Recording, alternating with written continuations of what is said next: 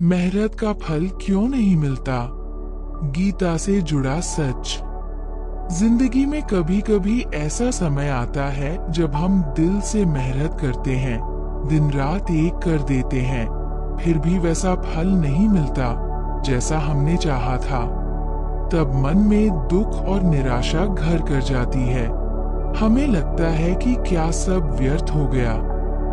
क्या भगवान देख नहीं रहे? ऐसे ही प्रश्न अर्जुन के मन में भी उठे थे जब वह कुरुक्षेत्र के युद्ध में अपने ही सगे संबंधियों के विरुद्ध खड़ा था।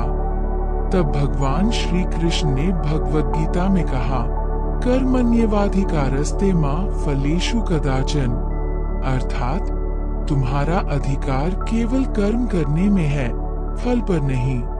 यह उपदेश सिर्फ अर्जुन के लिए नहीं, हम सबके लिए है। श्री कृष्ण समझाते हैं कि जब हम फल की चिंता छोड़कर सिर्फ अपने कर्म पर ध्यान देते हैं तो भीतर से शांति मिलती है, और वही शांति धीरे धीरे बाहरी सफलता का कारण भी बनती है। मान लो कोई किसान है, वह मौसम की चिंता किए बिना खेत जोतता है, बीज बोता है, पौधों की देखभाल करता है। कभी सूखा पड़ता है, कभी ओले गिरते हैं, लेकिन वह हार नहीं मानता। आखिरकार उसकी मेहनत रंग लाती है, भले ही देर से सही।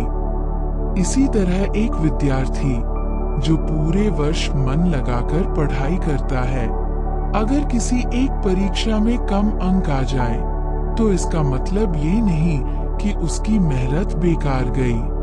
हो सकता है वही ज्ञान भविष्य में कहीं और उसके काम आए और उसे नई ऊंचाई पर ले जाए। भगवत गीता हमें सिखाती है कि मेहनत और पुरुषार्थ ही असली पूंजी है, और जो व्यक्ति निरंतर कर्म करता रहता है उसकी सोई हुई किस्मत भी एक दिन जाग उठती है। भगवान श्री कृष्ण कहते हैं, योगस्थ कुरु कर्माणि, यानी मन को स्थिर रखकर कर्म करो।